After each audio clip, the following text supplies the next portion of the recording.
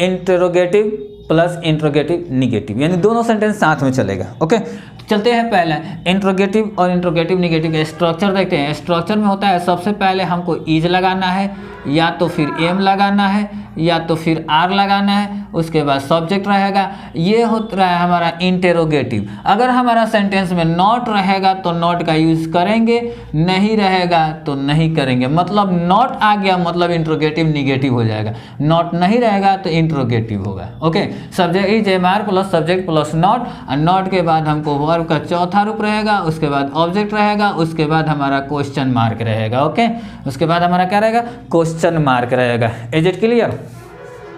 चलो आगे हम देखते हैं कि किस तरह से हमको बनाना है, क्या करना है, कैसे हम चलते हैं। पहले हम एग्जाम्पल लिख लेते हैं फिर समझाते हैं। ओके, जैसे मान लो यहाँ पे बोल दिया मैंने क्या वह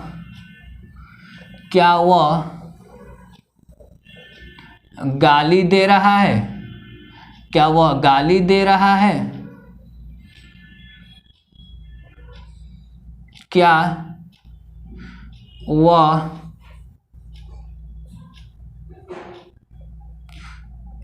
वह मोबाइल नहीं चला रहा है, क्या वह मोबाइल नहीं चला रहा है।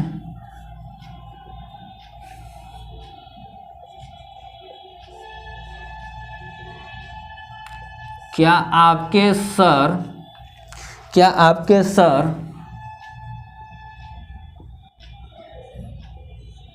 अंग्रेजी पढ़ा रहे हैं, क्या आपके सर अंग्रेजी पढ़ा रहे हैं। क्या उसका दोस्त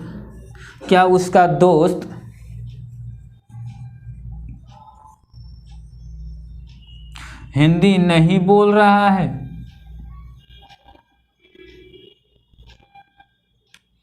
क्या उसका दोस्त हिंदी नहीं बोल रहा है। यानी सब मिला दिया हमने, इंट्रोगेटिव भी मिला दिया और इंट्रोगेटिव प्लस निगेटिव दोनों मिला दिया। इंट्रोगेटिव देखो ये हो गया हमारा इंट्रोगेटिव सेंटेंस, ये हो गया इंट्रोगेटिव निगेटिव सेंटेंस, ये हो गया इंट्रोगेटिव सेंटेंस, ये हो गया इंट्रोगेटिव निगेटिव सेंटेंस। यानी हमने 4 सेंटेंस लिया है, 4 सेंटेंस समझेंगे। 4 सेंटेंस के बाद फिर हम क्या करेंगे, मतलब affirmative negative interrogative interrogative negative पर क्या करेंगे, एक बार प्रैक्टिस करेंगे। ओके, और आप लोग भी हमारे साथ जरूर प्रैक्टिस करिएगा।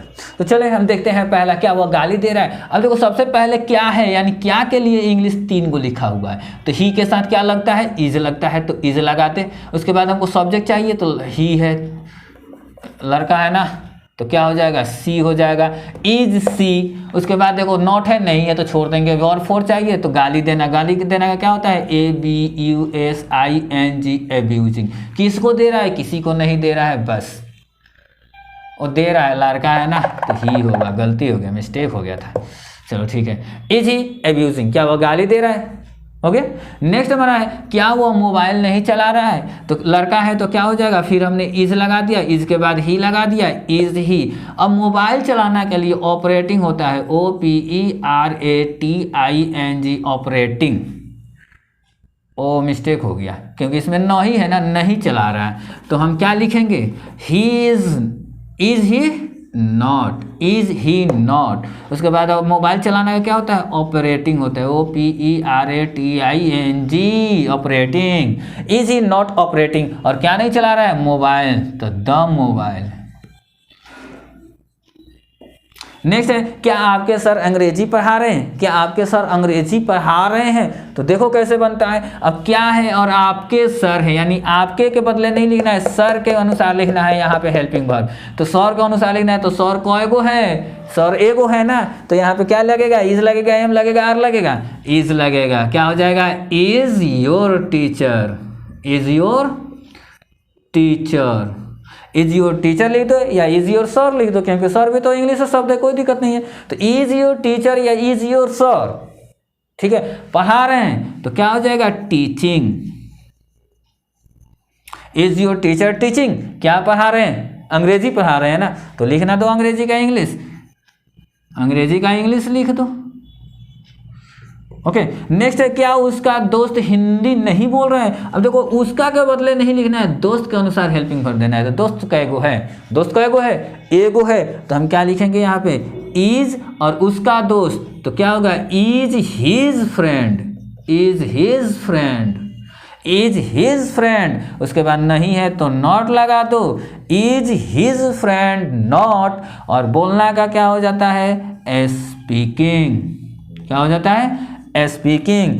Is his friend not speaking. और क्या नहीं बोलता है, हिंदी, तो हिंदी लिख दो। ओके, क्लियर हुआ या नहीं हुआ? अगर नहीं क्लियर हुआ तो एक बार इसको हम रिपीट कर देते हैं और फिर प्रैक्टिस करेंगे। सबसे पहले देख लो, यहाँ पे लिखा है क्या वह गाली दे रहा है, तो क्या के लिए हमने इज लिख दिया है, क्योंकि क्या और ये दोनों मिलकर हो जाता है इज, तो यहाँ हो गया इज लिख दिया, वह के लिए ही लिख दिया, गाली के लिए एब्यूजिंग लिख दिया, is he abusing, is he abusing, क्या वह गाली दे रहा है। दूसरा है क्या वो मोबाइल नहीं चला रहा है, तो इज ही नॉट, यानी इसके लिए हमने हेल्पिंग वर्ब इज दे दिया, यहाँ पे ही है तो ही दे दिया, नहीं है तो नॉट दे दिया। ठीक है, चला रहा है, चलाना का ऑपरेटिंग होगा, कोई भी इलेक्ट्रॉनिक डिवाइस हो उसको चलाते हो तो ऑपरेट किया जाता है, न कि राइड किया जाता है, न कि ड्राइव किया जाता है। ठीक है, कोई भी इलेक्ट्रॉनिक चीज़ को चलाने के लिए क्या किया जाता है, इलेक्ट्रॉनिक डिवाइस को चलाने के लिए क्या लगता है, ऑपरेट का यूज़ किया, तो यहाँ पे हमने ऑपरेटिंग लगा दिया, द मोबाइल लगा दिया। क्लियर। नेक्स्ट है हमारा, क्या आपके सर अंग्रेजी पढ़ा रहे हैं, तो is your teacher teaching English, मतलब इसके लिए इज हो गया, आपके सर योर टीचर पढ़ा रहे हैं टीचिंग इंग्लिश के लिए इंग्लिश। ओके।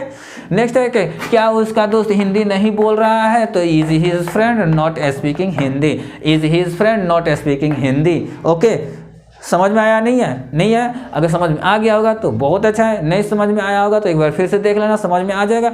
उसके बाद अब हम चलते हैं थोड़ा सा प्रैक्टिस करने के लिए। प्रैक्टिस किस पे करेंगे, एक तो हमारा अफर्मेटिव, दूसरा निगेटिव, तीसरा इंट्रोगेटिव, चौथा इंट्रोगेटिव निगेटिव। इन 4 सेंटेंस, एक सेंटेंस को हम 4 तरह से बनाएंगे। तो चलते हैं किस तरह से बनाते हैं। जैसे मान लो कि हम एकदम स्लो मोशन में चलेंगे ताकि आप लोग को सुनाई दे, हम तेज़ में नहीं बोलेंगे ना तेज़ में हम बोलेंगे। ठीक है, जैसे मान लो कि ये स्टूडेंट सीखता है, उसी अंदाज में हम भी बोलेंगे, रुक रुक के बोलेंगे। ठीक है, चलो फर्स्ट एग्जांपल है, जैसे मान लो कि मैं एक पत्र लिख रहा हूँ, मैं एक पत्र लिख रहा हूँ, तो क्या हो जाएगा, I am writing a letter. मैं एक पत्र लिख रहा हूँ, I am writing a letter. मैं पत्र नहीं लिख रहा हूँ, I am not writing a letter. क्या मैं पत्र लिख रहा हूँ, am I writing a letter. क्या मैं पत्र नहीं लिख रहा हूँ, am I not writing a letter. समझ में आया? हमको आसान मतलब लग रहा है कि आप लोग एकदम बेहतरीन ढंग से सुने होंगे और आसानी से आप लोग भी बोल सकते हैं जिस तरह से मैं बोल रहा हूँ। ठीक है, अब एक बार एक हिंदी बोलना है, अब हिंदी भी नहीं बोलते। ठीक है, चलो देखते हैं, एक सेंटेंस और लेते हैं और उसको बोलते हैं। जैसे मान लो कि मैंने वो बताया कि मैं समझा रहा हूँ, आई एम कन्विंसिंग। मैं समझा रहा हूँ, I am convincing, I am not convincing, am I convincing, am I not convincing, am I not convincing. Okay, अब बोलोगे सर आप तो थोड़ा तेज़ी बोल दी, चलिए हम तेज़ी में नहीं बोलते, इससे भी और स्लो हो जाते हैं ताकि आप लोग को समझ में आ जाए। अंग्रेजी समझा रहा हूँ, I am explaining English, I am explaining English. Negative क्या होगा, I am not explaining Hindi. Interrogative क्या होगा, am I explaining Hindi. Interrogative negative क्या होगा, am I not explaining Hindi.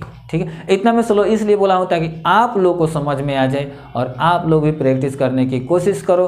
कोई भी चीज़ दिखा आराम से बोल सको। जैसे मान लो मार्कर है मेरे पास, मैं बोला हूँ कि मैं लिख रहा हूँ, तो I am writing a letter, उसको निगेटिव बना दो, I am not writing a letter. Interrogative बना दो, am I writing a letter. Interrogative negative बना दो, am I not writing a letter. ठीक है, मान लो मैं कलम से लिख रहा हूँ, तो I am writing with pen, I am writing with pen. मैं कलम से नहीं लिख रहा हूँ, I am not writing with pen.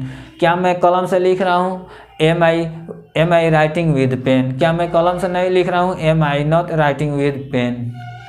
कोई भी चीज़ है हमारे सामने, जो दिख रहा है उससे हम बोलेंगे, उससे बोलने की प्रैक्टिस करेंगे। उससे भी नहीं होता है तो 5-6 अपने तरफ से कोई छोटा छोटा ही सेंटेंस हम लेकर बोलेंगे। जितना हम प्रैक्टिस करेंगे उतना ही हमारा क्या हो जाएगा, ये क्लियर होगा। और टेंस एक बार हम पढ़ लेंगे तो फिर लाइफ में हमको टेंस पढ़ने की ज़रूरत नहीं पड़ेगी। अगर हम नहीं पढ़ते हैं इसीलिए हमारा होता है। ठीक है,